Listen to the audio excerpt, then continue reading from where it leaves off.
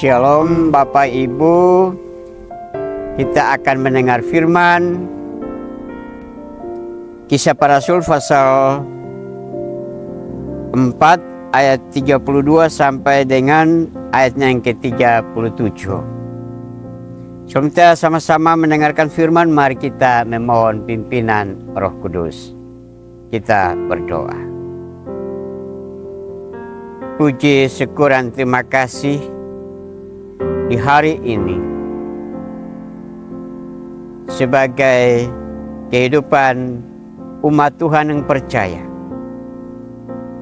merindukan akan sabda firman Tuhan sebagai suluh dalam kehidupan kami sekalian, sebagai santapan rohani. Tuhan berfirman kepada kami lewat Roh-Mu yang kudus itu, sehingga membawa suatu semangat gairah hidup bagi kami sekalian sebagai pendengar, sebagai umat Tuhan di mana saja berada. Firman-Mu ini menjadi penuntun setia dalam hidup kami. Berfirmanlah kepada kami sebab kami telah bersedia untuk mendengarkannya. Amin. Pembacaan firman Tuhan kita di saat ini yang berbunyi demikian. Cara hidup jemaat. Adapun kumpulan orang yang telah percaya itu, mereka sehati dan sejiwa, dan tidak seorang pun yang berkata bahwa sesuatu dari kepunyaannya adalah miliknya sendiri, tetapi segala sesuatu adalah kepunyaan mereka bersama. Dan dengan kuasa yang besar, rasul-rasul memberi kesaksian tentang kebangkitan Tuhan Yesus, dan mereka semua hidup dalam kasih karunia yang melimpah-limpah. Sebab tidak ada seorang pun yang berkekurangan di antara mereka, karena semua orang yang mempunyai tanah atau rumah menjual kepunyaannya itu, dan hasil penjualan itu mereka bawa dan mereka letakkan di depan kaki rasul-rasul, lalu dibagi-bagikan kepada setiap orang sesuai dengan keperluannya. Demikian pula dengan Yusuf yang oleh rasul-rasul disebut Barnabas, artinya anak penghiburan, seorang Lewi dan dari Siprus. Ia menjual ladang miliknya, lalu membawa uangnya itu dan meletakkannya di depan kaki rasul-rasul. Demikianlah firman Tuhan. Saudara-saudara yang diberkati oleh Yesus Kristus, kesaksian hidup jemaat mula-mula meyakinkan bahwa Roh Kudus yang mensatukan dan menyempurnakan kita bersama. Tidak ada yang lain.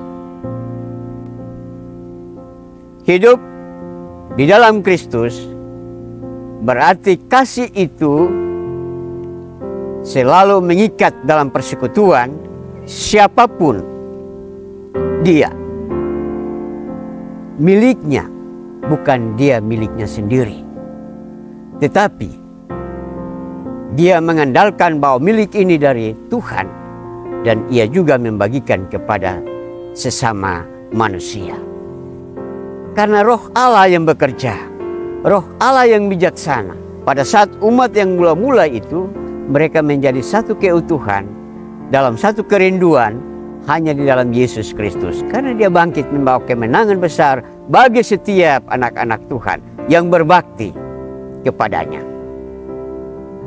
Contoh, dalam firman Tuhan kita tadi, Yusuf sebagai seorang rasul yang artinya Barnabas, Dia rela berkorban. Dia memberikan sebidang tanah, dijual. Dan hasilnya dia membagikan kepada semua orang yang memerlukan. Berarti kasih itu nyata kepada sesama dan mereka tidak memandang satu dengan yang lain.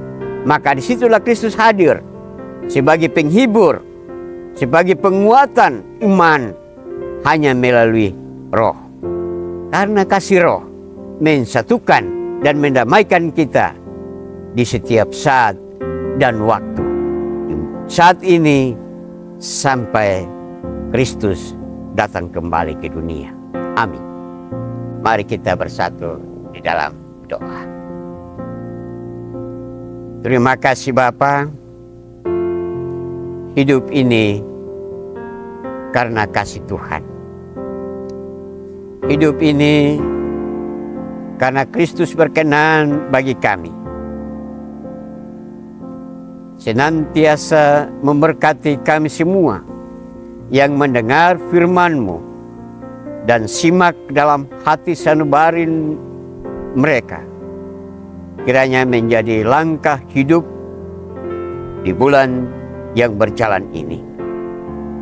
Sehingga di bulan yang berjalan ini, sesama kami manusia merasakan cinta kasih Tuhan, merasakan berkat-berkat Tuhan yang melimpah dalam kehidupan kami.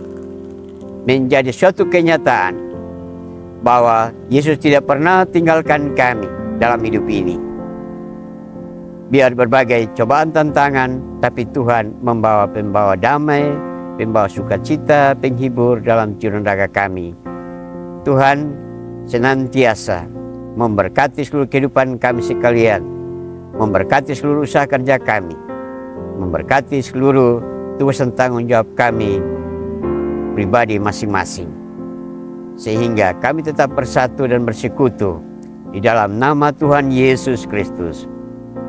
Kepunyaan Yesus di dunia ini dan kami adalah kepunyaan Yesus di dalam sorga. Selalu nantiasa memberkati kami di saat malam ini, terus kekal sampai selama-lamanya. Amin.